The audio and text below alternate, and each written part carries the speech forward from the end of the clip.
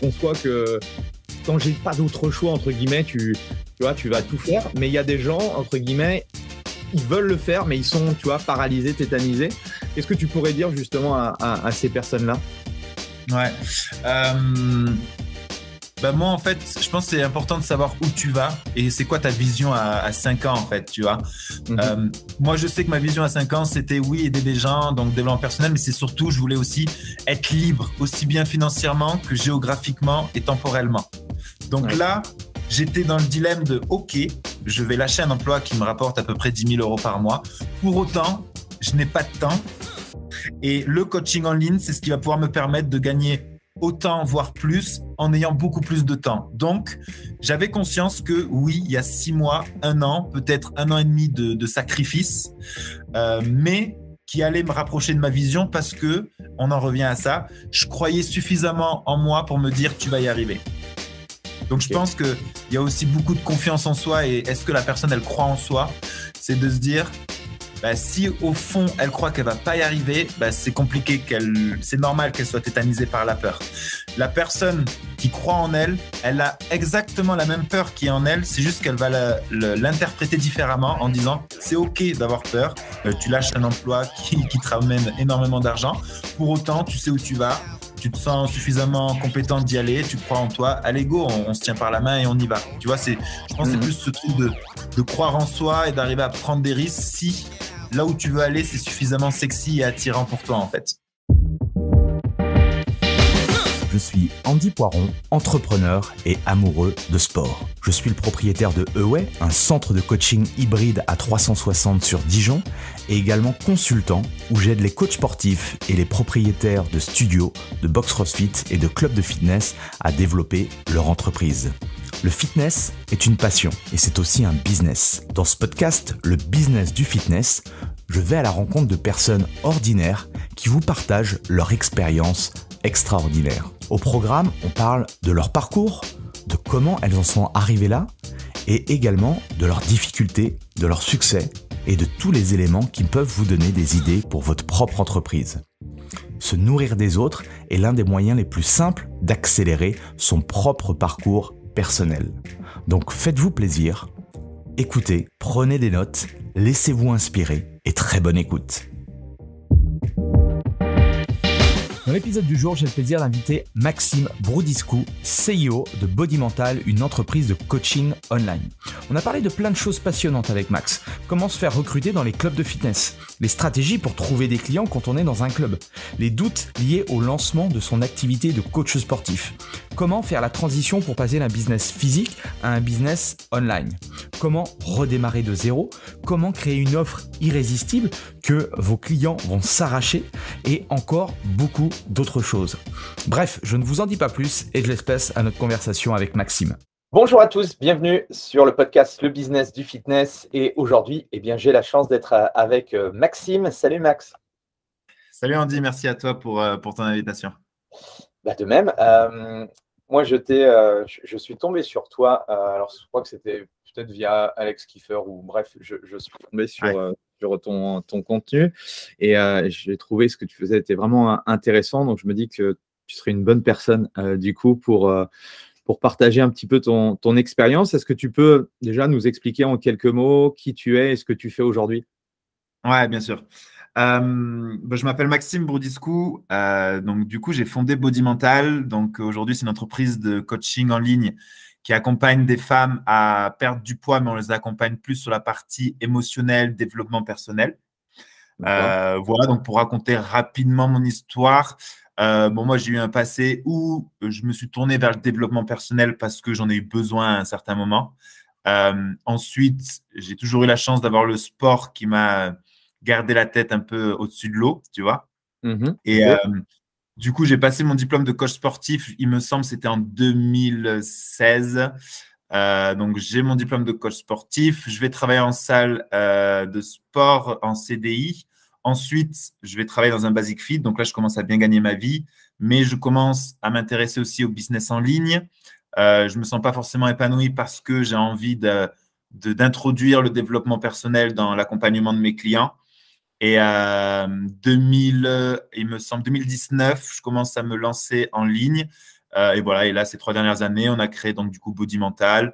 Et aujourd'hui, donc j'ai une équipe, il y a des commerciaux, des coachs. Voilà, on essaie de scaler le business et de grandir petit à petit. Ok. Et le Max tout petit, c'était qui? Et qu'est-ce qu'il voulait faire? Le Max tout petit voulait être footballeur professionnel. Ok. Le Max tout petit voulait être footballeur professionnel. C'est pour ça que j'ai toujours eu la chance d'avoir été plus ou moins bon dans le sport et d'être passionné de sport. Mais à la base, il voulait devenir footballeur pro. Et ensuite, Et comment ça s'est passé du coup? Alors, tu as franchi les étapes ou comment ça s'est. Ouais, enfin, après, c'était plus un rêve de gamin, tu vois, dans le sens où j'étais pas trop mauvais, mais pas de là à devenir professionnel, mais j'avais quand même ce rêve-là. Je suis parti en sport-études. Je suis parti en sport-études. D'ailleurs, j'étais en sport-études avec Aymeric Laporte, le défenseur de Manchester City. Ok. Et enfin bref, et du coup, j'étais en sport-études.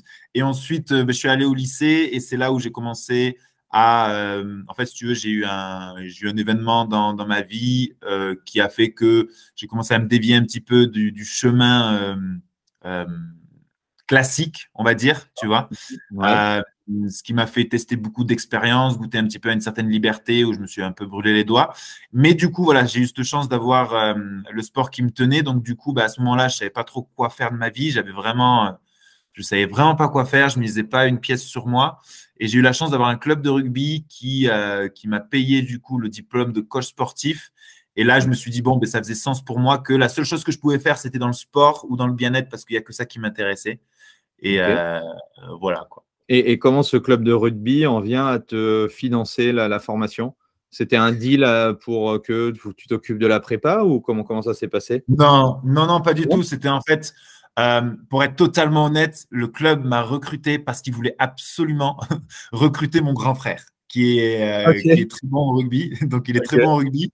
Et du coup, je lui ai dit, essaie de m'amener avec toi et de négocier qu'il me paye le diplôme de coach sportif. Du coup, on a eu le président, tout ça. C'était à Marmande, je me rappelle. Et du coup, on est tombé d'accord. Et donc, du coup, c'est le club qui m'a entièrement financé tout ça, mais sans l'aide de mon frère, je ne pense pas qu'il l'aurait fait, pour être totalement honnête. Ok. Et cette expérience-là que tu nous as dit, où que tu as dévié, quels sont les enseignements qui te servent aujourd'hui, du coup? Est-ce qu'il y a des choses les enseignements que j'ai tirés de cette période.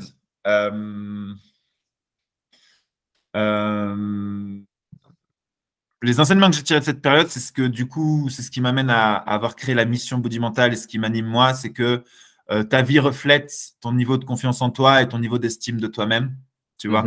Et ça, je l'ai bien vu parce que avant mon adolescence, je veux dire, tout allait bien dans ma vie, tu vois. J'avais pas de blessure émotionnelle, tout était cool, genre je faisais du sport, enfin tout allait bien. Et le jour où j'ai vécu une blessure émotionnelle, où vraiment j'ai commencé à me sentir moins bien à l'intérieur de moi, ben là, ça a commencé à être la débandade en termes d'hygiène de vie, en termes de relations. Et en fait, toute ma vie a commencé à refléter ce que je pensais mériter, ce que je pensais au fond de moi. Et c'est ce qui m'a amené sur le développement perso. Donc, du coup, j'ai quand même de la gratitude sur cette période-là parce que j'ai énormément appris. C'est ce qui m'a amené sur le développement personnel, sur le développer ma propre personne et ensuite cette envie d'aider les autres parce que je sais ce que ça fait de ne pas se sentir bien, de ne pas avoir confiance en soi. Je le connais par cœur. Donc, j'ai vraiment tiré ça en fait de cette période-là et derrière, c'est ce qui m'a amené justement à enseigner ça, que notre vie reflète ce qu'on pense au plus profond de soi-même en fait. C'est ça qui me… Ouais, et comment tu as fait du coup pour t'en sortir? Ça a été quoi? Ça a été un déclic, une lecture, une rencontre? Parce que souvent, et depuis que je rencontre des entrepreneurs ou des personnes, tu vois, il y a deux chemins. C'est soit effectivement, tu arrives à t'en sortir et tu arrives à te créer, on va dire, une vie idéale, ou au contraire, malheureusement, tu sombres un petit peu dans les néants. Est-ce que toi, tu as eu un déclic particulier par rapport à ça, ou est-ce que c'est le fait d'avoir fait ces études de coaching ou autre? Est-ce que tu te souviens? Ouais, en fait, je pense qu'il y a plusieurs choses. Ouais. Je pense qu'il y a plusieurs choses. La première, c'est que je pense que j'ai quand même eu et reçu beaucoup d'amour de ma famille quand j'étais tout petit. Okay. Donc, je ne sais pas si vous connaissez Boris Cyrulnik qui parle des facteurs de résilience. Ben, je pense que c'en est un. Ça veut dire que même dans ma période de down, vu que j'avais quand même de bonnes fondations quand j'étais enfant, il y avait toujours cette petite voix à l'intérieur de moi qui me disait c'est temporaire, ça ira mieux. Ouais, okay. Chose que si quelqu'un qui n'a pas des bonnes fondations, peut-être ne se dira pas, tu vois. Ouais. Donc, j'avais déjà cette formation-là. Si tu n'as pas connu à un moment donné des périodes où dans la vie c'est cool, c'est difficile de te raccrocher du coup à te se dire ah, peut-être que la vie est cool, tu vois. Exactement. Okay. C'est exactement ça. Je suis entièrement d'accord. C'est exactement ça. Et donc, du coup, j'avais toujours ce petit truc-là. Et en fait, c'est quand j'ai commencé, du coup, à passer mon diplôme de coach sportif, je me suis confronté à devoir donner des cours, etc. Donc, pour moi, c'était très compliqué de me mettre devant des personnes. J'étais très timide, très introverti. Enfin, j'étais devenu timide et introverti. Et du coup, j'ai commencé à me renseigner sur, bon, mais c'est pas normal. Il faudrait vraiment que j'ai plus confiance en moi. Pourquoi? Donc, j'ai commencé à faire comme tout le monde, je pense, qui s'intéresse au développement personnel, taper sur YouTube, comment avoir confiance en soi, comment ne plus être timide. Et j'ai commencé à tomber sur Tony Robbins, David Laroche. Et j'ai commencé à regarder des vidéos. Ça m'a passionné, ça m'a fasciné. Et de là, j'ai commencé à vraiment développer une passion sur la psychologie humaine, comment on fonctionne, d'expliquer le pourquoi du comment. Et du coup, j'ai commencé à être piqué là-dessus, quoi. Excellent. Et ton cursus au niveau du coaching sportif, c'était quoi? C'était via le CREPS ou c'était via une école privée? C'était privé, c'était un BPGEPS. Ouais, ok. Un centre de formation privé, ouais. Et comment s'est passé cette année? Est-ce que toi, tu as apprécié, tu as appris des choses, ça t'a servi? Quel est ton retour d'expérience? Parce que même chose, j'aime bien poser cette question aux professionnels et j'ai un peu les deux discours, donc j'aimerais avoir ton avis là-dessus. Ouais, moi, pour être totalement honnête, là, j'étais dans ma phase de transition où j'étais quand même encore en train de faire beaucoup la fête, etc. Donc, pour être totalement honnête, je crois que j'ai loupé plus de la moitié des journées de formation. Tu vois? Ok. Pour autant, j'ai eu mon diplôme. Pour autant, honnêtement, alors après, oui, j'avais loupé pas mal, mais honnêtement, à la fin du BPGEPS, quand j'ai mon diplôme, je ne me sens pas forcément plus compétent que avant d'avoir pratiqué moi-même, d'avoir vu sur YouTube, tu vois, des vidéos, etc., en prenant le bon du mauvais. Pour moi, je me suis dit, c'est cool, au moins là, je peux exercer en tant que coach sportif. Pour autant, je ne sais pas attirer des clients, je ne sais pas quoi faire. En gros, on m'a formé pour coacher en salle, mais pas à devenir un entrepreneur, à développer ma clientèle. Donc, moi, le retour que j'ai, c'est cool pour apprendre les bases, tu vois, les os, les muscles, les postures, les exercices, les protocoles d'entraînement et encore. Ouais. Mais ensuite pour te développer, tu as tout intérêt à te former et de comprendre que quand tu as ton BPGEPS, c'est que le début, c'est pas la fin. C'est que le début et c'est là qu'il faut commencer à se former pour se développer. Ok. Et du coup, tu te souviens, ton BPGEPS en poche, c'est quoi? Qu'est-ce que tu fais les premières semaines ou comment tu t'organises? Comment je m'organise? Pour moi, c'était une année quand même éprouvante dans le sens où moi, ça faisait des années où je foutais pas grand-chose de ma vie et tout. Donc, je me suis dit, vu que c'était en mai ou juin, je me prends l'été. Tu vois, je me prends l'été pour vraiment me poser et tout. Et donc ça, c'était en 2016, c'est ça? Il me semble, ouais. Ouais, okay. C'est 2016, il me semble, ouais. Okay. Ouais, c'est ça, c'est 2016.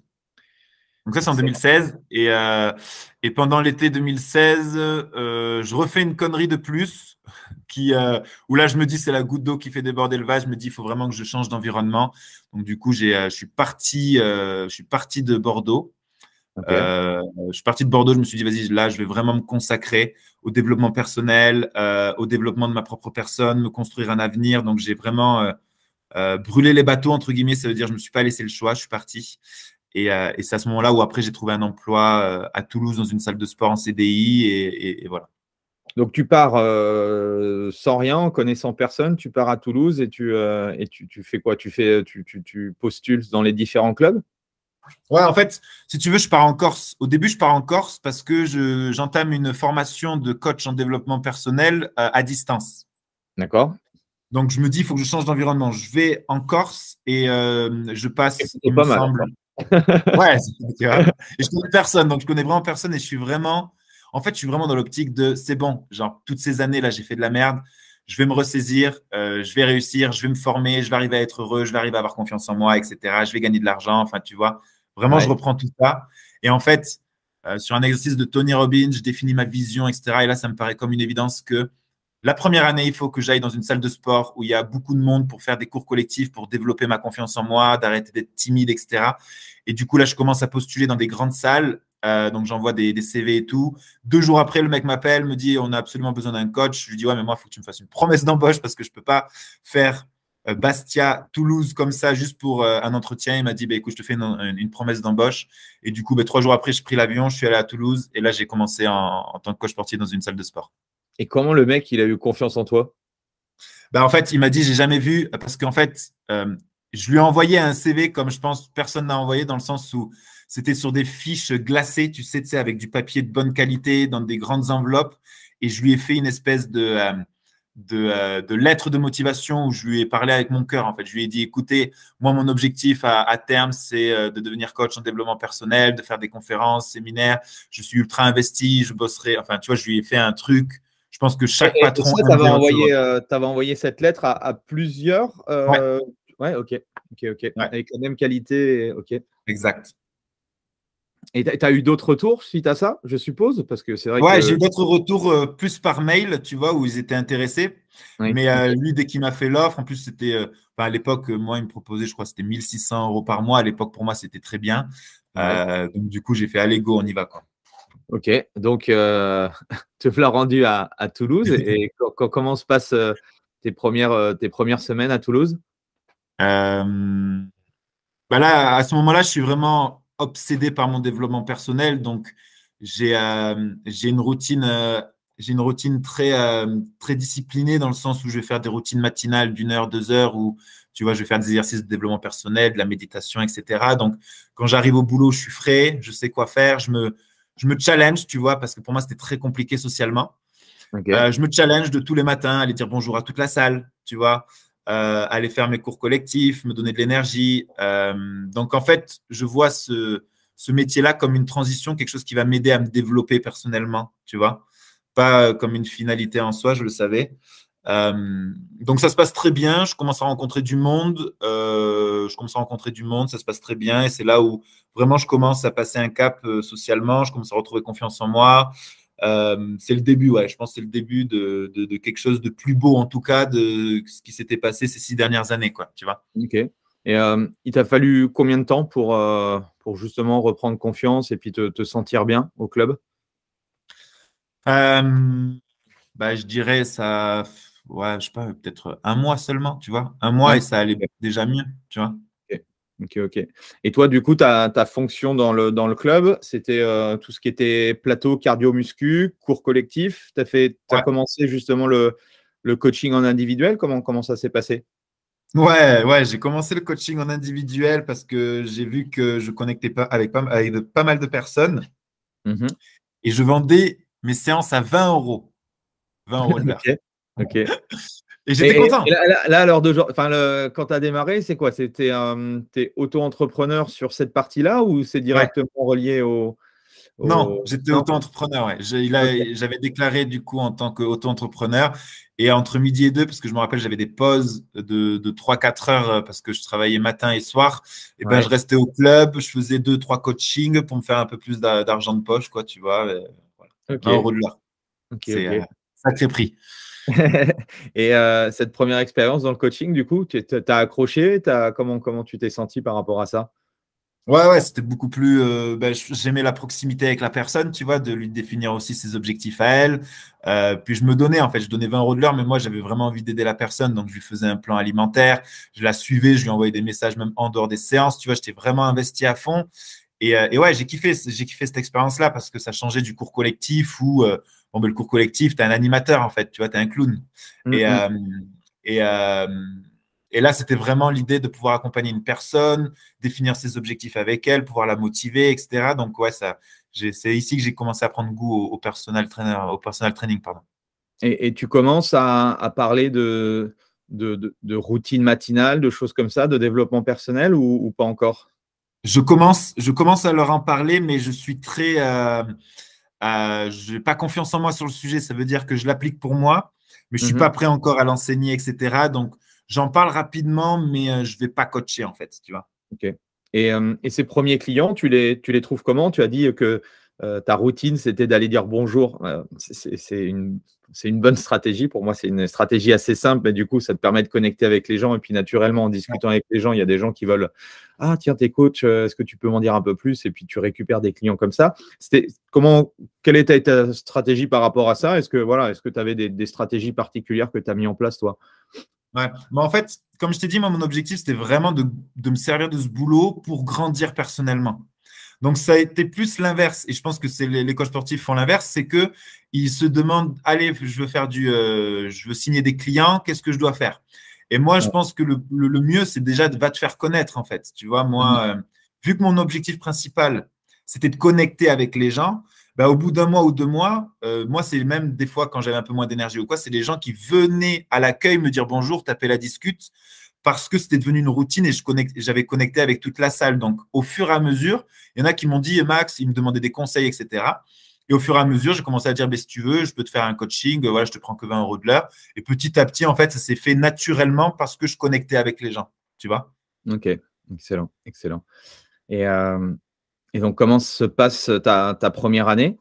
Est-ce que tu restes déjà une année dans ce club-là ou comment ça se passe pour la suite pour toi? Je vais rester 16 mois. Ouais, ok.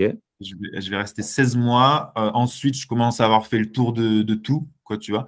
Donc, 16 mois incroyable. Hein, ça a été vraiment un tremplin pour moi. C'était vraiment cool. Après, j'ai senti que je commençais à m'essouffler. Donc, j'ai posé ma démission. Donc, c'était fin 2017, je crois. Fin 2017. J'ai une période de latence. Je me mets au chômage. Et là, je commence à tourner des vidéos pour me former sur le développement personnel. Enfin, m'entraîner à faire des vidéos. Ok. Tu vois. Donc, c'est un paradoxe, mais avant de publier ma toute première vidéo, j'en avais tourné 1000 auparavant. Wow, ok. Parce que j'avais pris conscience de ce truc-là, de développer ses compétences. J'avais tourné une vidéo, je m'étais dit, elle est nulle à chier. Je me suis dit, OK, en fait, je vais en faire tellement que je vais oublier la caméra et je serai tellement à l'aise que ça va le faire. Et du coup, c'est ce qui fait qu'aujourd'hui, je suis plutôt à l'aise en caméra. Bref. Okay. Et du coup, voilà. Et ensuite, l'été 2018, là, pareil, je renvoie des CV dans un Basic Fit à Bordeaux parce que je voulais revenir à Bordeaux. Ouais, okay. Et là, il y a un head trainer qui m'appelle parce qu'il me connaissait. Et il me dit non, mais Max, tu ne vas pas être hôte d'accueil à Basic Fit. Moi, je peux te proposer une opportunité de coach sportif. On facture à 40 € de l'heure et tout. Je me dis non, mais attends, mais qui facture 40 € de l'heure? Qui est prêt à payer 40 € pour une séance de sport? Donc, je suis curieux, j'y vais. Okay. Et je suis curieux, j'y vais, on fait un entretien. Et je me dis, vas-y, why not? À ce moment-là, tu n'as pas d'amis qui sont dans le personal training, dans le coaching, qui gagnent leur vie ou des choses. Ouais, ok. Non, okay. Et puis en plus, je suis en relation avec un petit peu avec les personnes de ma formation du BPGEPS. Et en fait, ouais. Je vois que la moitié ont arrêté. L'autre partie galère. Ouais, voilà. La plupart galèrent, la plupart n'en vivent pas. Il y en a qui ont carrément arrêté. Okay. Et il y en a un ou deux, je pense, qui arrivent à en vivre confortablement, mais en étant salarié. Donc, ouais. Je ne connais pas de personal trainer qui gagne 5 000 € par mois, quoi, tu vois. Ouais, ok. Ouais, tu n'as pas d'élément de comparaison, du coup. C'est ça, ouais. Ok. Donc, direction Bordeaux. Ok. Le head trainer à Bordeaux, c'est qui? C'est Thomas Guy. Ok, d'accord. Ça marche. Et du coup, alors, tu es séduit par son discours?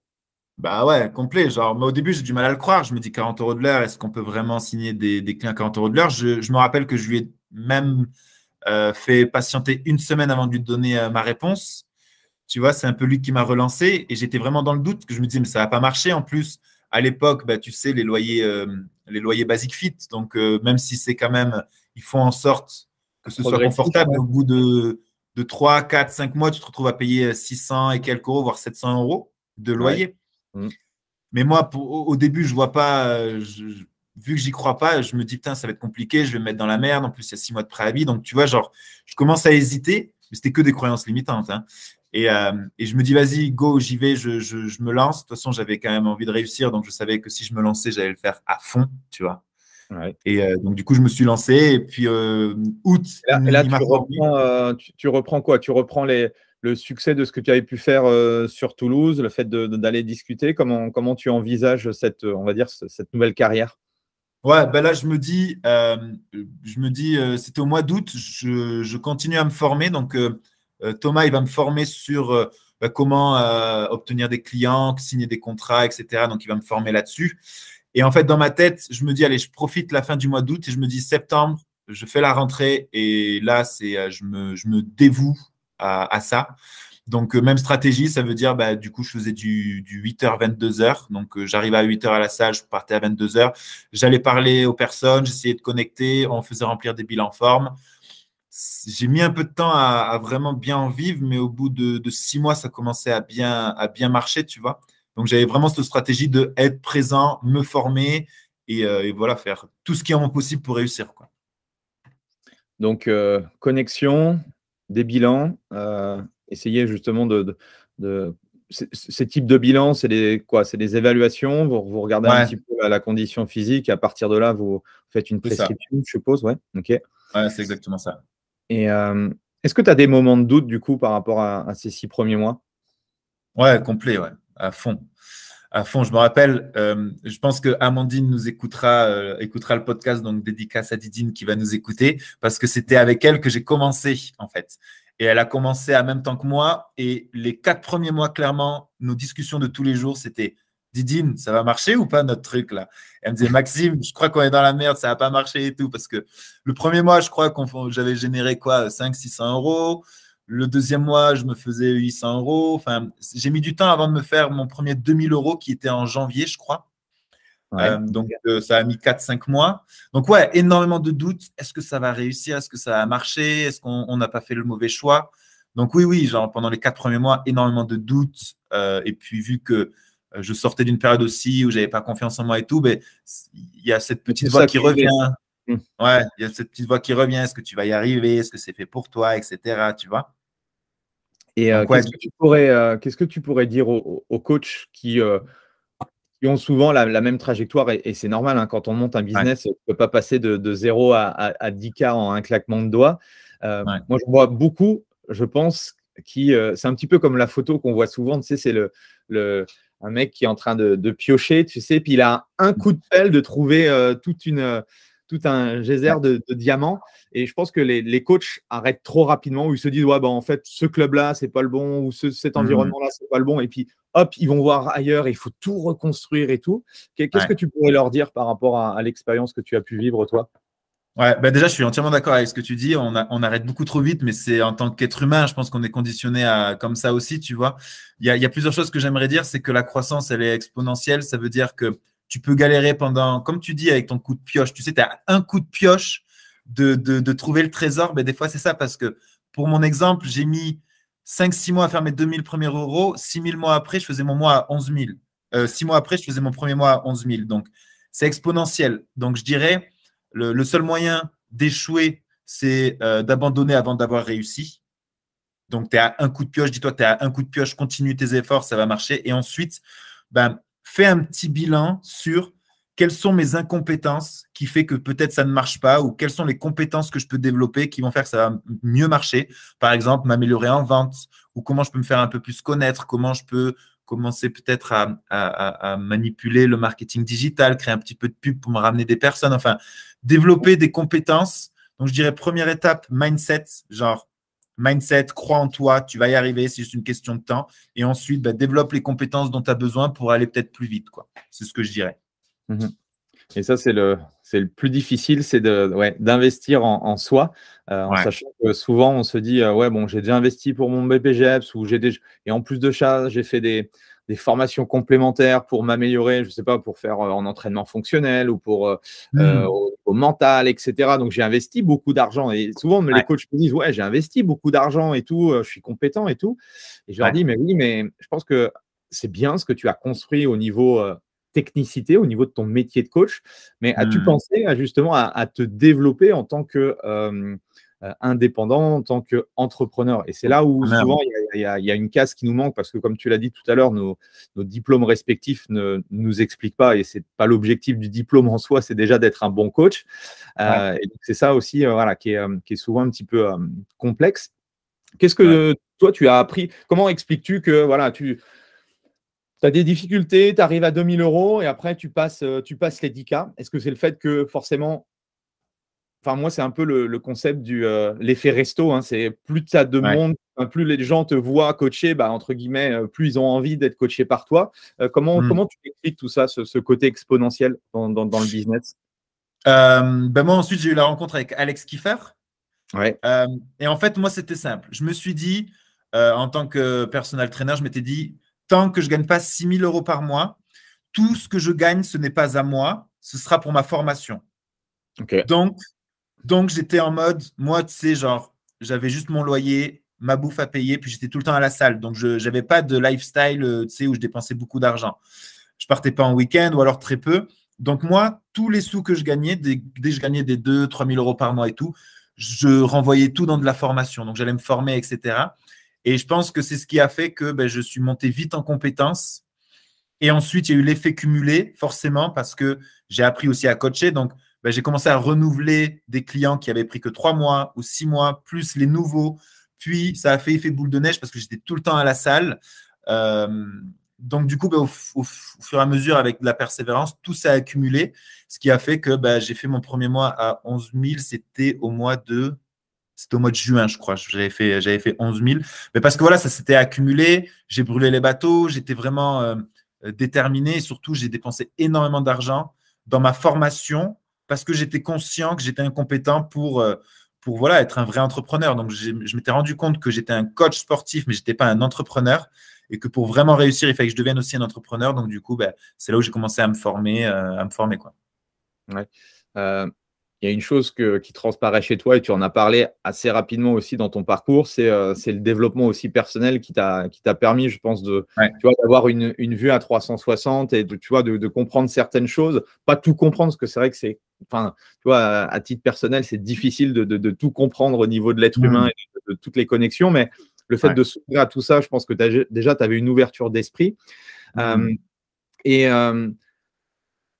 Au niveau de ton parcours Basic Fit, comment ça s'est arrêté? Quand est-ce que tu t'es dit que il fallait que tu passes à autre chose, ou tu avais toujours ce développement personnel? Est-ce que déjà tu l'avais mis en place à la fin, à Basic Fit, ou comment ça s'est passé tout ça?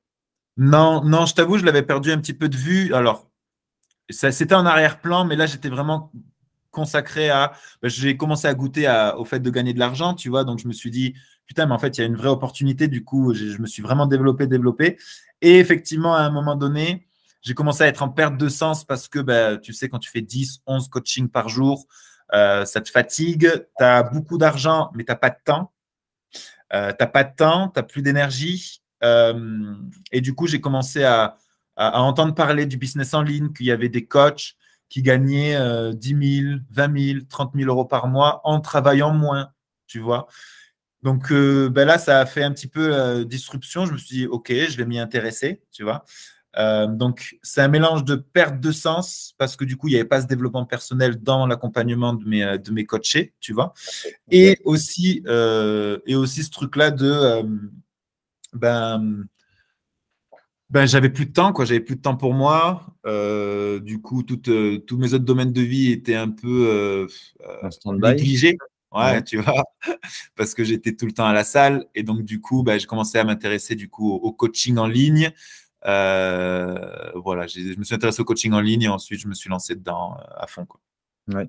Ça, c'est ce qui arrive, et moi je le vois pour accompagner des coachs, c'est ce qui arrive un petit peu, et c'est un peu le problème, et c'est à la limite, je pense, du business model du coach en one-to-one, c'est que comme on vend du temps contre de l'argent, irrémédiablement, à la fin, forcément, oui, on gagne de l'argent, mais on n'a pas de vie. Donc, à un moment donné, ça ne peut pas durer, même si tu adores ton job, et c'est même un coup à te dégoûter pour en avoir discuté avec certains. Donc, comment tu fais cette transition? Est-ce que tu t'es dit, OK, je suis prêt à redescendre en termes de salaire ou en termes de lifestyle pour construire quelque chose de plus pérenne dans le temps? C'était quoi ta vision des choses? Est-ce que c'est arrivé aussi pendant la période Covid où tu n'as pas eu le choix de changer? Comment ça s'est fait, cette transition-là? Ouais, alors ça s'est fait un peu avant le Covid. Tu vois, ça s'est fait avant le Covid parce que moi, je me suis lancé sur Internet en 2019, mais donc septembre 2019, je me fais accompagner pour monter mon activité de coaching en ligne. Par contre, je ne lâche pas mon boulot à Basic Fit. Oui. Ok. Donc, c'est Ça, exactement ça. ouais, c'est un premier conseil intéressant. C'est voilà, tu capitalises sur ce que tu as déjà et en parallèle, Ouais. tu montes quelque chose. Et du coup, comment tu fais, étant donné que tu m'as dit que tu étais voilà, t'étais full? Est-ce que tu prends justement moins de coaching volontairement, mais tu gardes un Ouais, c'est certain ça. niveau de salaire et puis pour justement progressivement faire la bascule? Ouais, c'est exactement ça. Et surtout, comme je t'ai dit, j'avais beau faire des mois à 11 000, 10 000, 9 000, vu que je réinvestissais tout, eh Ouais. ben, j'avais pas forcément de trésor. Donc, Ouais. parce que là, pareil, l'accompagnement que j'avais pris, il était à 10 000 euros pour un accompagnement de 3 mois seulement, tu vois, pour monter son activité en ligne. Ok. Euh, donc, du coup, je commence à prendre moins de coaching. Je me dis, allez, je vais prendre moins de coaching et je vais réserver mes après-midi, certaines matinées à développer mon coaching en ligne, tu vois. Ouais. Donc, je vais avancer très doucement, forcément, parce que bah, je suis quand même en train de coacher à la salle. Hein. J'ai quand même beaucoup de coaching à la salle. Petit à petit, ça va diminuer. Ça va diminuer petit à petit. Et je crois que c'est en décembre, donc décembre 2019. Ouais, donc, Décembre 2019, on fait un séminaire avec le fameux formateur à ouais. Malte. Et là, il nous fait vraiment un gros discours inspirationnel, tu vois, motivation. Qu'il faut savoir brûler les bateaux. Donc, brûler les bateaux, ça veut dire en gros ne pas se laisser le choix de réussir, tu vois, genre, il n'y a pas de demi-tour possible, quoi. On ne Mm. rentre pas à la maison, on y va, quoi. Et, euh, et du coup, ben là, il me chauffe. Du coup, j'écris ma lettre de préavis à Malte que j'envoie. Ok. Ok. Tu vois, vraiment en mode motivation. Allez, tu sais qu'il faut le faire. Tu sais que c'est inconfortable, mais voilà, tu sais qu'il faut le faire, donc fais-le. Donc, j'envoie ma lettre de préavis. Donc, j'ai 6 mois de préavis. Donc là, je me dis, j'ai plus le choix. J'ai 6 mois pour générer un revenu voilà, de au moins 3 000, 4 000 euros par mois avec mon coaching en ligne. Sinon, après, je suis à poil. Donc ça a été pareil, ça a été très dur. C'est surtout dans la tête. Hein. J'imagine s'il y a des coachs qui en sont peut-être à cette étape-là. C'est très dur mentalement d'arriver à se dire, je vais laisser un emploi qui me rapporte potentiellement à peu près 9 10 000 euros par mois, en fait. Tu vois? Qu'est-ce que tu en penses, toi qui fais du coup du développement personnel où, moi, j'ai eu les deux types de situations où il y a des gens, tu leur dis ça, en fait, ils sont, voilà, ça te fait toujours peur, mais ils sont OK parce qu'ils vont être focus. Et il y en a d'autres, tu leur dis ça, ils font ça, et en fait, il y a la peur qui s'installe, et en fait, ils sont paralysés, ils n'y arrivent pas. Je ne sais pas si tu vois ce que je veux dire un petit Ouais, peu par je rapport à vois ça. totalement. Ouais. C'est ça qui est difficile dans le choix, du coup, parce que moi, je conçois que quand j'ai pas d'autre choix, entre guillemets, tu vois, tu vas Ouais. tout faire. Mais il y a des gens, entre guillemets, ils veulent le faire, mais ils sont, tu vois, paralysés, tétanisés. Qu'est-ce que tu pourrais dire justement à ces personnes-là? Ouais. Bah moi, en fait, je pense que c'est important de savoir où tu vas et c'est quoi ta vision à 5 ans, en fait, tu vois. Mhm. Moi, je sais que ma vision à 5 ans, c'était oui, aider des gens, donc développement personnel, mais c'est surtout, je voulais aussi être libre, aussi bien financièrement que géographiquement et temporellement. Donc Ouais. là, j'étais dans le dilemme de OK, je vais lâcher un emploi qui me rapporte à peu près 10 000 euros par mois. Pour autant, je n'ai pas de temps. Et le coaching en ligne, c'est ce qui va pouvoir me permettre de gagner autant, voire plus, en ayant beaucoup plus de temps. Donc, j'avais conscience que oui, il y a 6 mois, un an, peut-être un an et demi de sacrifice, mais qui allait me rapprocher de ma vision parce que, on en revient à ça, je croyais suffisamment en moi pour me dire, tu vas y arriver. Donc, je Ok. pense qu'il y a aussi beaucoup de confiance en soi et est-ce que la personne, elle croit en soi? C'est de se dire, bah, si au fond, elle croit qu'elle va pas y arriver, bah, c'est compliqué, c'est normal qu'elle soit tétanisée par la peur. La personne qui croit en elle, elle a exactement la même peur qui est en elle, c'est juste qu'elle va l'interpréter différemment en disant, c'est OK d'avoir peur, tu lâches un emploi qui te ramène énormément d'argent, pour autant, tu sais où tu vas, tu te sens suffisamment compétent d'y aller, tu crois en toi, allez go, on se tient par la main et on y va. Tu vois, je pense que c'est Mhm. plus ce truc de croire en soi et d'arriver à prendre des risques si là où tu veux aller, c'est suffisamment sexy et attirant pour toi, en fait. Tu vois?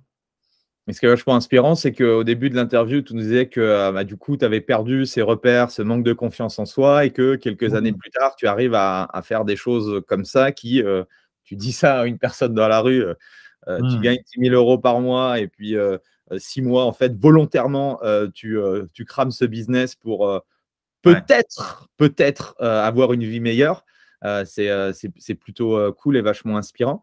Et quelles sont les étapes, justement sur ces 6 premiers mois? Comment tu fais pour justement basculer sur un business online? Si je devais redémarrer de zéro, ou si je devais me lancer moi dans le qu'est-ce que je devrais faire? Quels sont les conseils que tu pourrais me donner? Moi, le conseil que je donnerais pour celui qui veut se lancer en ligne, c'est de pas faire le chemin à l'envers. Ça veut dire, les coachs qui se lancent en ligne, ce qu'ils veulent, c'est qu'est-ce que je dois faire? Tu vois, c'est qu'est-ce que je dois faire? Est-ce que je dois communiquer sur Facebook? Est-ce que je dois faire un groupe Facebook, un tunnel de vente, etc. Donc, ils vont directement demander les outils sans savoir déjà le savoir-faire. Tu vois, comment communiquer, comment se faire connaître, comment connecter à un être humain, comment vendre un service. Donc, du coup, je dirais de travailler avec quelqu'un déjà de se former. Parce que moi, si je ne me serais pas formé, je ne pourrais pas en être là aujourd'hui, tu vois. Donc, parce que je ne savais pas toutes les compétences marketing, vente, je ne les connaissais pas. Donc, il a fallu que je me forme pour ça. Donc, ce que je conseillerais, c'est de définir déjà qui tu veux aider précisément. Tu vois, de ne pas avoir peur de se spécialiser, parce que quand tu es le coach de tout le monde, tu es le coach de personne. Tu vois, donc de ne pas hésiter à spécialiser dans ta spécialité de ce qui t'anime à toi. Est-ce que toi, ce qui t'anime, c'est préparer des athlètes? Est-ce que ce qui t'anime, c'est de développer la confiance en soi chez les femmes qui se sentent grosses et nulles et moches? Est-ce que c'est d'arriver à faire perdre du poids? Tu es spécialiste dans la perte de poids, plus dans la prise de masse. Bref, d'arriver à se spécifier sur un avatar, un client idéal, et ensuite d'apprendre à communiquer avec ce client idéal, avec cet avatar. Tu vois, parce que la problématique de Joséphine qui veut perdre du poids n'est pas la problématique de Pierre qui veut prendre du poids. Tu vois. Donc, si tu fais une communication pour tout le monde, ça parle à personne. Maintenant, si tu as une communication avec Joséphine qui veut perdre du poids et que tu arrives à comprendre ce qu'elle vit émotionnellement, en quoi ça la pénalise, son surpoids, en quoi ça la rend peut-être malheureuse, en quoi ça la bloque dans ses relations, que tu arrives vraiment à communiquer avec elle et avoir un marketing autour de ça, tu vas être clivant, tu vas connecter avec cette personne-là et elle va automatiquement te faire confiance et en tout cas, elle va être intéressée par ton service. Tu vois? Donc, je dirais de vraiment faire un travail en amont sur qui tu veux aider, comment tu vas communiquer avec cette personne, est-ce que tu connais vraiment bien cette personne pour pouvoir l'aider, et ensuite, ta méthode et toi, ton histoire doit répondre à cette personne que tu aides. Ça veut dire comment par ton histoire, ton vécu, tes compétences, ta formation, tu es la bonne personne pour pouvoir l'aider et comment tu peux lui faire percevoir dans ton marketing. Une fois que j'ai cette base… excuse-moi. Et c'est là où toi, tu changes d'avatar, du coup, ou par rapport à ce que tu pouvais proposer en club à Basic Fit, c'est là où tu définis un peu plus précisément, du coup, ce positionnement. Okay. Et c'est exactement ça. Parce qu'en fait, si tu veux, quand je me lance dans la formation, je parle à tout le monde. Je dis, je suis coach en perte de poids, transformation physique et tout. Et ça ne marche pas. Vraiment, tu vois, ça ne marche pas. Et c'est quand j'ai osé, parce que c'était une peur de me nicher, c'est ce qu'on appelle se nicher. Je me suis niché chez les femmes qui voulaient perdre du poids, mais qui mangeaient par compulsion, tu vois. C'était ultra niché. Donc, il y avait la croyance limitante de « ouais, mais du coup, tu vas perdre énormément de monde et du coup, ça ne va pas marcher ». Et non, au contraire. C'est-à-dire que là, vu que j'avais un message spécifique, les gens se reconnaissaient. Et derrière, c'est elle qui demandait d'avoir un appel avec nous pour rejoindre le programme, tu vois. Donc, c'est parce que là, j'ai osé me nicher, être spécifique sur un client idéal, sur un avatar avec une problématique précise. Et c'est à ce moment-là où ça a commencé à prendre.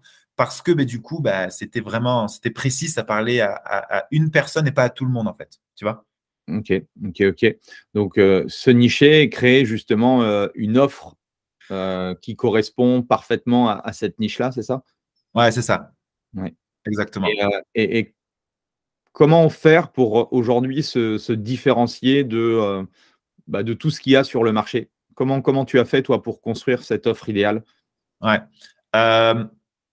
Alors, je ne sais pas si ça va parler à tout le monde. En tout cas, moi, c'est ce que j'ai fait. C'est ce que maintenant, quand j'accompagne les coachs, on fait ensemble. Et c'est ce qui marche. C'est comment tu peux te servir de ton histoire, de ton vécu pour aider cette personne et construire une offre autour de ça. Ça veut dire que tu n'es pas obligé d'avoir vécu le problème que tu vas résoudre chez ton prospect ou chez ton client. Tu vois. Pour autant, il faut que tu le connaisses par cœur quand même. Tu vois. Enfin, Moi, c'est ce que je crois. Donc, du coup, l'offre, ça va être de la créer sur… l'offre, elle doit répondre à exactement la problématique qu'elle a et l'offre, elle doit être le chemin le plus court et le plus rapide pour résoudre son problème. Donc, par exemple, si son problème, c'est, nous, en l'occurrence, ben, elle mange compulsivement, donc du coup, c'est ce qui l'empêche de perdre du poids parce qu'à chaque fois, ben, elle va saboter tout le travail qu'elle fait. Ben, nous, la promesse, ça va être résous tes émotions, entre guillemets, libère-toi de tes émotions pour ne plus avoir de craquage alimentaire et perdre du poids définitivement. Okay. Ça, c'est la promesse de transformation qui va constituer l'offre. Et si ton offre, tu arrives à faire percevoir que ton offre, c'est le seul et unique moyen, et tu l'expliques pourquoi, il faut vraiment l'expliquer pourquoi. C'est le seul et unique moyen d'atteindre cet objectif-là, cet objectif est ultra sexy pour elle, ben, ton offre, elle devient irrésistible à ses yeux, en fait. Tu vois? Et pour vraiment définir ce qui constitue une belle offre aussi, c'est d'arriver à faire comprendre à ton prospect que tout ce qu'il a fait jusqu'à maintenant était voué à l'échec parce que il manquait ça. Et ça, c'est toi qui es le spécialiste de ça. Je ne sais pas si tu vois ce que je veux dire. Oui, tout à fait. Voilà. Et donc, du coup, bah, ça justifie un petit peu tous ces échecs. Elle se dit, ah, mais oui, c'est normal, c'est parce qu'il me manquait, par exemple, la partie émotionnelle. Dans tout ce que j'ai fait, il me manquait cette partie émotionnelle. Et lui, c'est le spécialiste et il a une offre d'accompagnement sur cette partie émotionnelle spécifiquement. Donc, du coup, ça y est, il y a quelque chose qui va enfin marcher pour moi. Tu vois, ça leur redonne de l'espoir. Et derrière, elles ont plus confiance en toi et c'est ce qui va faire que l'offre est irrésistible. En tout cas, ils vont être très intéressés par ce que tu fais. Ok. Donc aujourd'hui, au niveau de ton offre, du coup, la partie sportive, elle est plus ou moins anecdotique, quoi. Ouais, c'est ça. Ouais. Ouais. En fait, si tu veux, moi, sur ma plateforme, j'ai des entraînements très courts de 15 minutes qui sont tournés en automatique par moi-même. Tu vois. Ouais, okay. On a une partie alimentaire où on les aide sur l'alimentation, mais 99% du programme, c'est la gestion des émotions, développement personnel, quoi. Ok.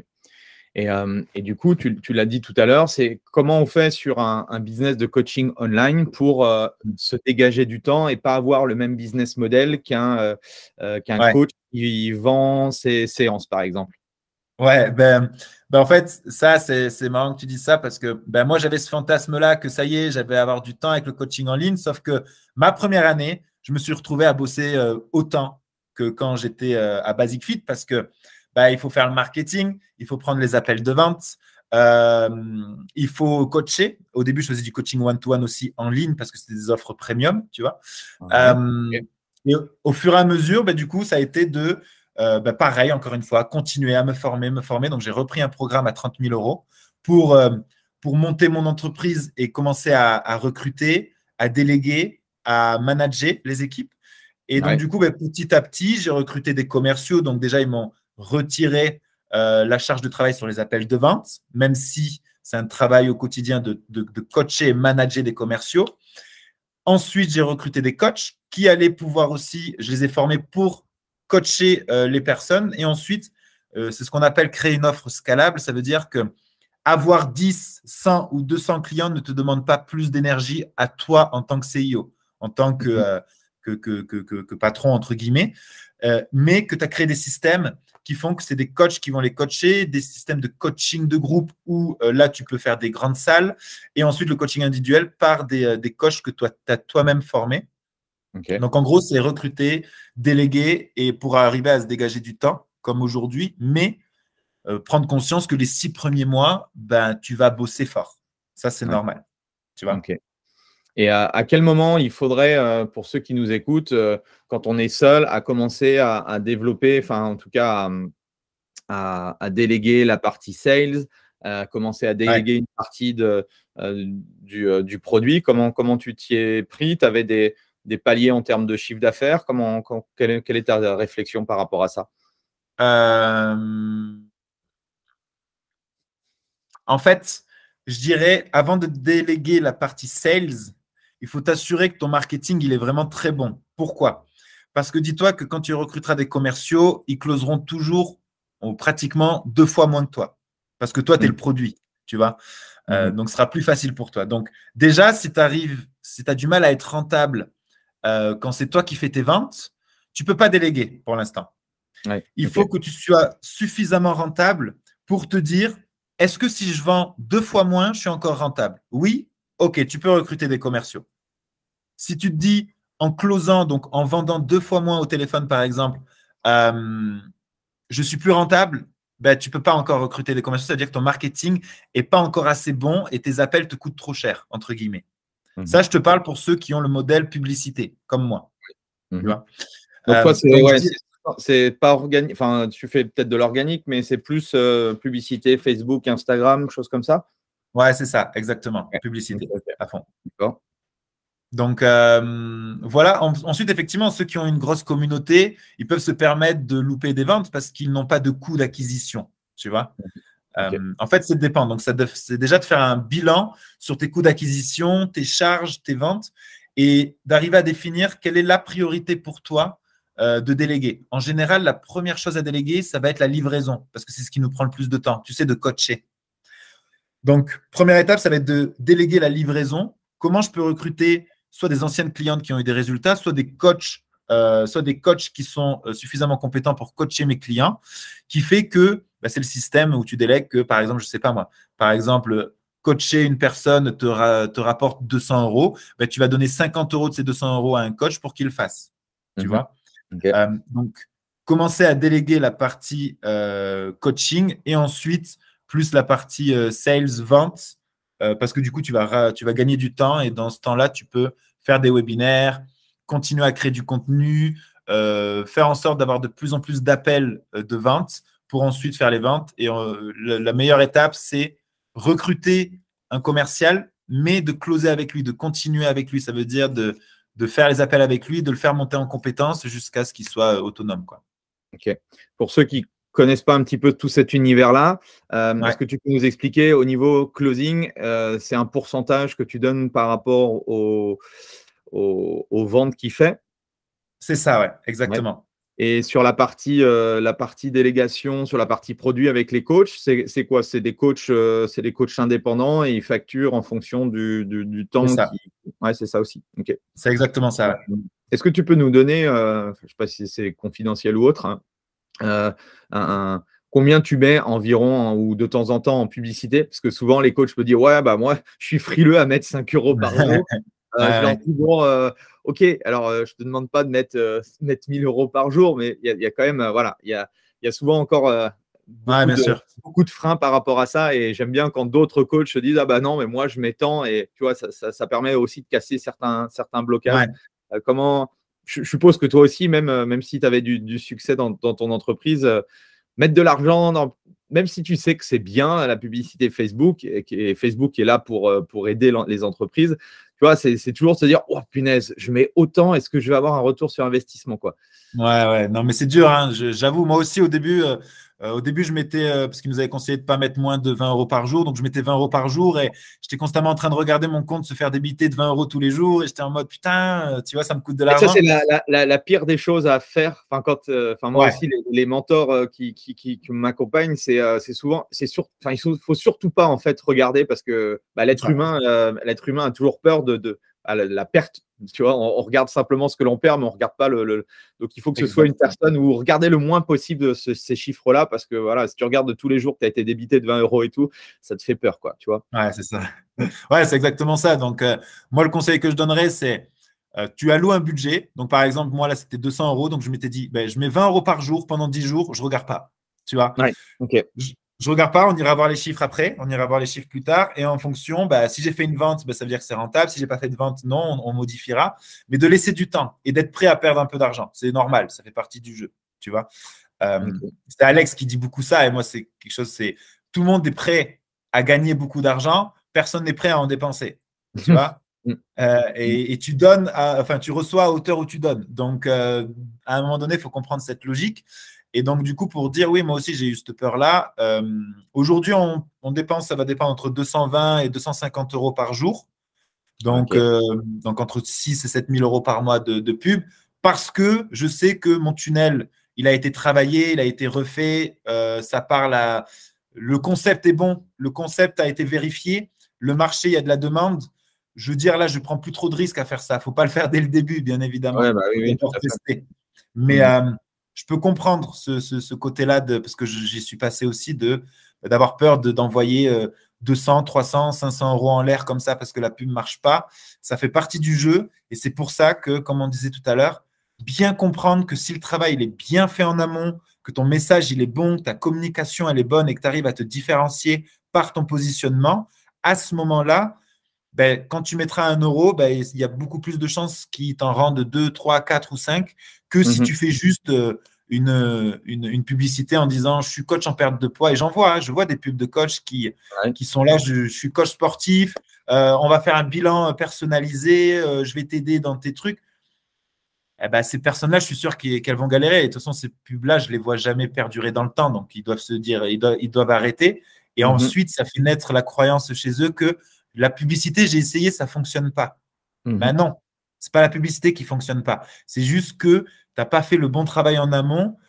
La publicité, c'est un outil de diffusion. Si tu diffuses un message moyen, tu vas avoir des résultats moyens. Si tu diffuses un message impactant qui touche les gens ou en tout cas qui te fait percevoir comme une autorité sur ce que tu fais, eh ben, tu vas avoir les résultats à hauteur de ton message, en fait. Donc, comprendre ça, bien faire le travail. Notre ami Marc, monsieur Mark Zuckerberg de Facebook, il a tout intérêt à ce que on gagne de l'argent avec les publicités pour continuer, pour être un bon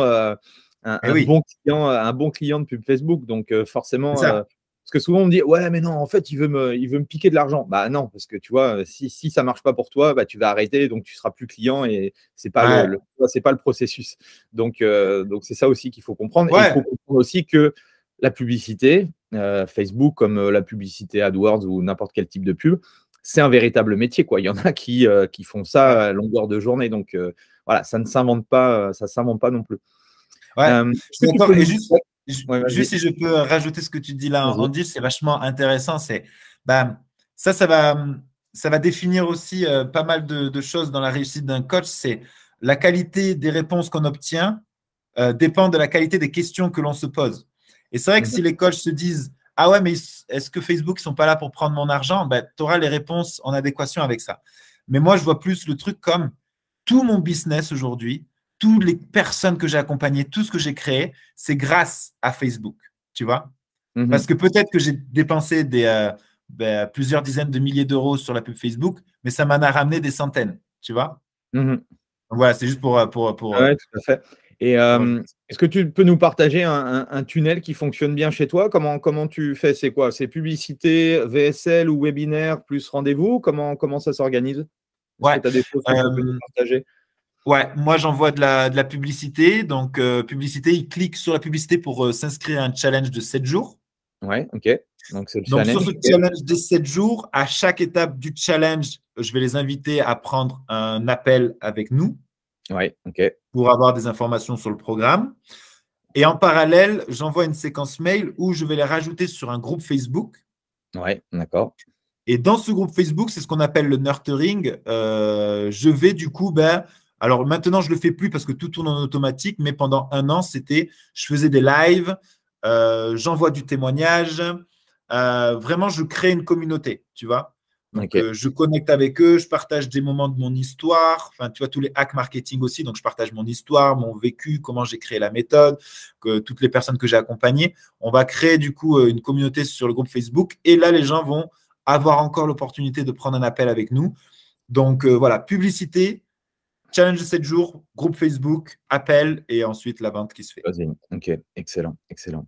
Où est-ce que tu veux t'arrêter, toi, Max, dans ton business? Tu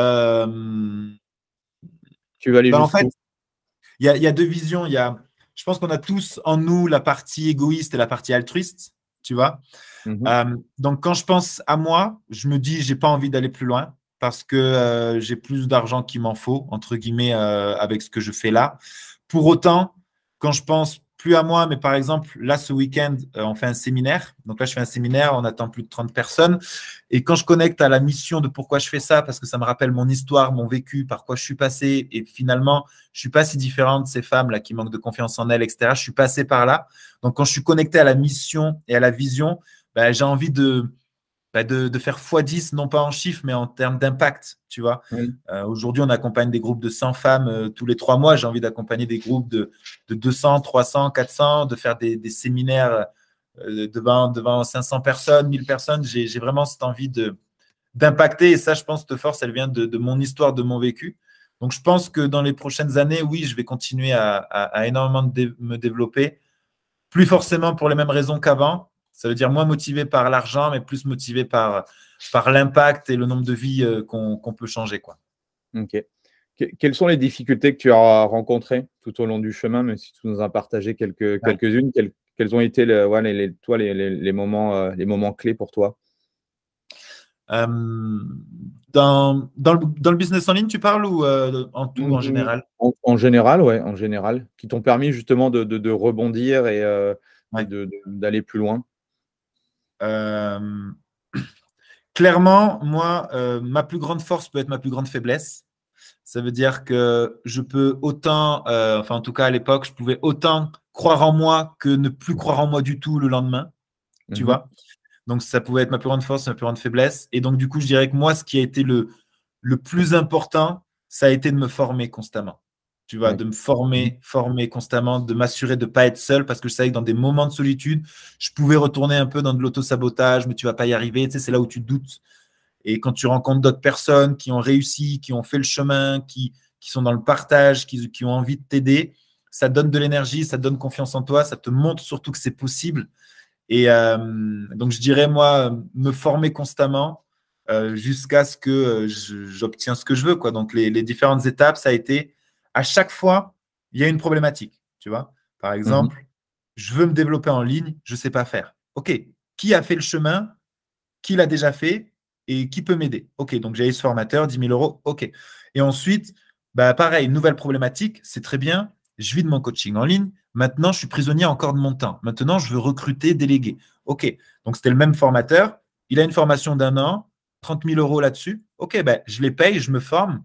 Donc, ça a été vraiment à chaque fois de me dire, OK, là, aujourd'hui, c'est ça, cette étape-là, c'est ça le blocage.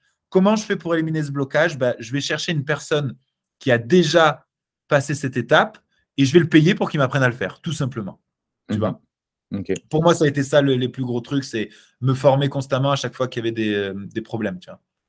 Et qu'est-ce que tu pourrais dire au milieu du coaching, parce qu'il y a beaucoup de coachs ou de propriétaires de studios, de box, de clubs.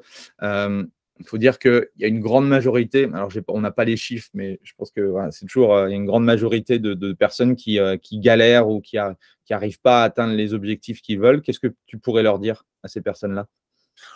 Alors,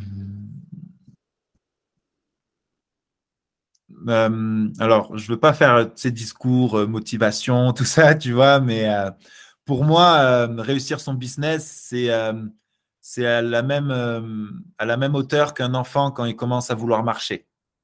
Ça veut dire il va se casser la gueule 10 000 fois, mais à aucun moment, il va se dire, bah là, non, je vais ramper toute ma vie, j'arrête d'apprendre à marcher. Tu vois, il ne se pose pas la question de s'il continue ou pas. Il sait qu'il doit marcher, il va y aller. Bah, pour le business, pour moi, c'est pareil. C'est d'une, est-ce que ton objectif, il est clair? Et est-ce que tu es prêt à tout, en tout cas, que tu es prêt à beaucoup de choses pour y aller, en fait. La malchance qu'on a par rapport à cet enfant, c'est que nous, on a une voix dans notre tête maintenant qui nous dit « Ah, mais tu vas pas y arriver. Ah, c'est pas ta priorité, etc. » Et c'est ce qui fait qu'on abandonne. Donc, je dirais, est-ce que ton objectif, tu as vraiment envie de l'atteindre? Déjà, est-ce que tu as un objectif qui est clair et précis? Est-ce que tu as vraiment envie de l'atteindre? Et surtout, est-ce que tu es prêt à payer le prix de l'atteindre? Parce que si tu as les résultats de tout le monde, c'est juste que tu fais comme tout le monde. Tu fais comme tout le monde, tu penses comme tout le monde, tu agis comme tout le monde, donc tu as les résultats comme tout le monde. Travaille 2 heures de plus par jour. Ah oui, mais c'est compliqué. Bah alors, tout le monde dit, mais oui, c'est compliqué, donc tout le monde a ses résultats. Si tu veux des résultats différents, bah, fais des choses différemment. Moi, dans ma tête, je m'étais dit, il y avait une phrase qui m'avait heurté, qui disait « Travaille 5 ans comme un lion et sois libre jusqu'à la fin de tes jours. » Et c'est exactement ça, c'est que si tu arrives à condenser le temps et à te dire, tu préviens ta femme, tu préviens tes enfants, tu vas t'octroyer du temps avec eux, mais tu vas quand même leur dire, voilà, 10 heures par jour, bon, jusqu'à 20 heures, papa, il n'est pas disponible, il va bosser. Si tu arrives à faire ça pendant 1 an, 18 mois déjà, je te garantis que tu as créé un truc qui va sortir de la norme parce que tu as fait 3-4 ans de travail d'un individu lambda, tu vois. Et derrière, ça te permet d'avoir ta liberté financière ou temporelle, géographique, et derrière de vraiment profiter. Mais voilà, pour tous ceux qui galèrent ou quoi, c'est juste qu'ils arrivent à se remettre en question et qu'ils arrêtent de se dire que c'est le marché qui est compliqué, c'est les gens qui n'ont pas l'argent, c'est la crise, qu'ils arrêtent de justifier leur échec à l'extérieur parce que là, ils sont victimes de ça, ils n'ont aucun pouvoir là-dessus, et de reprendre la responsabilité de « Ok, pourquoi je ne travaille pas plus? Pourquoi ça fait 2 ans que je galère? Pourquoi je suis toujours aussi incompétent qu'il y a 2 ans en vente ou en truc? Pourquoi je n'ai pas dépensé plus de 500 € ces 2 dernières années sur ma formation ?» Et de vraiment se poser ces questions-là et de reprendre sa responsabilité parce qu'on est totalement responsable de tout ce qu'on crée dans notre vie. Et s'ils en sont là, il y a des raisons plus profondes, et juste qu'ils se fassent confiance et qu'ils travaillent sur eux et qu'ils arrêtent de croire que c'est l'extérieur qui est responsable de leur échec, mais c'est eux. Il n'y a que eux qui peuvent changer ça. Donc, tu nous dis de travailler, quoi, en clair. C'est ça. Non, mais souvent, on l'oublie, tu vois. C'est un peu, ah ouais, ben non, mais ça va arriver comme ça. Ou j'entends souvent, ah ouais, je veux développer en parallèle, je veux faire du coaching en ligne et que ce soit tout automatique. Et en fait, alors, je leur dis, il y a un truc que tu n'as pas compris, quoi. C'est que le coaching en ligne, c'est pas non plus… tu te mets sur ton canapé et puis tu vois, les gens qui payent sur Stripe, il y a quand même quelques étapes. Il y a, je pense, même si tu as une équipe, tu as des closers, tu as une partie du coup aujourd'hui managériale et tout. Donc voilà, peut-être que tu travailles justement pour te libérer du temps, mais un business 100% automatique, il en existe peut-être, on appelle ça des muses, mais voilà, je pense pas que ce soit le business du commun des mortels, quoi. Non, oui, et puis celui qui a créé un business en automatique, faut que tu saches que peut-être il en a lancé 6 auparavant qui se sont cassés la gueule, et que avant qu'il soit automatique, celui-là, il a peut-être travaillé 10 000 ou 20 000 heures dessus. Donc, c'est automatique, oui, parce que tu vois la partie de l'iceberg automatique, mais tu ne vois pas en dessous tout le travail qui a été fait. Et oui, si ce podcast il peut permettre de tuer le fantasme à tous les coachs qu'on peut créer un coaching en ligne totalement automatique et nous boire des cocktails, c'est faux en fait. C'est faux et ça ne se passera pas. Bon, en tout cas, merci Max, c'était super inspirant. Est-ce que j'aime bien poser une petite question sur les livres ou des ressources? Est-ce que tu as une ressource, un livre à nous partager qui t'a marqué, que ce soit dans l'entrepreneurial, peut-être le développement personnel ou que sais-je? Yes. Ça va être un peu mélangé business et développement perso. Tony Robbins, l'éveil de votre puissance intérieure. Ok. Celui-là ou pouvoir illimité, les deux sont juste incroyables. Bon, c'est des bons petits pavés, mais il y a énormément d'informations là-dessus et je pense que même j'ai lu pouvoir illimité, mais j'ai pas lu l'autre par contre, donc je vais le commander. L'autre est vachement intéressant aussi, donc voilà, la petite ressource à lire, vraiment, ça peut vraiment faire passer un palier pour ceux qui débutent. Excellent. Merci en tout cas, merci d'avoir pris du temps. Merci à toi, Andy.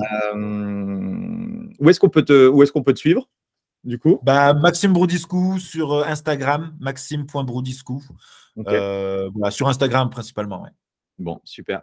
On a eu l'occasion, nous, alors, c'est vrai que ça a été très rapide, mais on a fait un séminaire ensemble et tu es intervenu aussi sur un sujet et tout. Donc, j'espère avoir l'occasion de te revoir en tout cas. Et puis, merci à tous. Mettez 5 étoiles à Max, un petit commentaire et au plaisir en tout cas, Max, de te retrouver. Super, je te remercie, Andy. Voilà, c'est fini pour aujourd'hui. J'espère que l'épisode vous a plu. Merci d'avoir passé ce moment en ma compagnie. 2 petites choses avant de vous quitter. Si vous cherchez les notes de l'épisode ou que vous voulez tout simplement me contacter personnellement, allez sur mon site andypoiron.com. Donc tout attaché, www.andypoiron.com. Vous trouverez toutes les informations nécessaires. Et dernière chose, et c'est la plus importante pour moi, si vous voulez m'aider à promouvoir ce podcast, vous mettez un avis 5 étoiles sur Apple Podcast. Si vous regardez cet épisode sur YouTube, pensez à liker et à vous abonner à ma chaîne YouTube. Et Pensez à en parler autour de vous, pensez à en parler à vos amis ou à vos collègues dans le fitness. Ça permettra véritablement à ce podcast d'avoir beaucoup plus de visibilité. Voilà, en tout cas, merci, à très vite pour le prochain épisode.